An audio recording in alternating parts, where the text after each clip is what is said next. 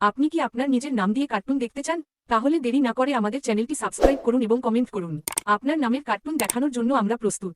ভজন আর অনুর ভালোবাসার গল্প, একসাথে নতুন সূর্যোদয়।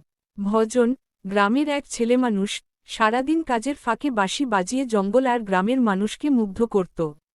অন্যদিকে, অনু ছিল শহর থেকে আসা নতুন শিক্ষক। গ্রামের ছোট্ট স্কুলে বাচ্চাদের পড়াতে এসে সে ভজনের বাঁশির সুরে মুগ্ধ হয়ে যায়। একদিন স্কুলের ছুটির পর অনু নদীর পাড়ে হাঁটছিল। ভজন সেখানে বাঁশি বাজাচ্ছিল। অনু কাছে এসে বলল, তোমার সুরে এক অদ্ভুত মায়া আছে। তুমি এত সুন্দর বাঁশি বাজাও কোথা থেকে শিখলে? ভজন লজ্জা পেয়ে বলল, এটা আমার মনের কথা। সুরে বলে দিই যে কথাগুলো মুখে বলতে পারি না। তারপর থেকে তারা প্রতিদিন দেখা করত। ভজন তাকে গ্রাম দেখাত, আর অনু তাকে বইয়ের নতুন দুনিয়ার গল্প শোনাত। ধীরে ধীরে তারা বুঝল, তাদের ভালোবাসা গ্রাম আর শহরের ফারাককেও মুছে দিয়েছে।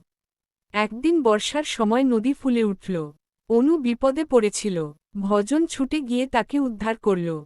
তখন অনু তাকে বলল, তুমি শুধু বাঁশি নয়, আমার জীবনটাও সুন্দর করে তুলেছ।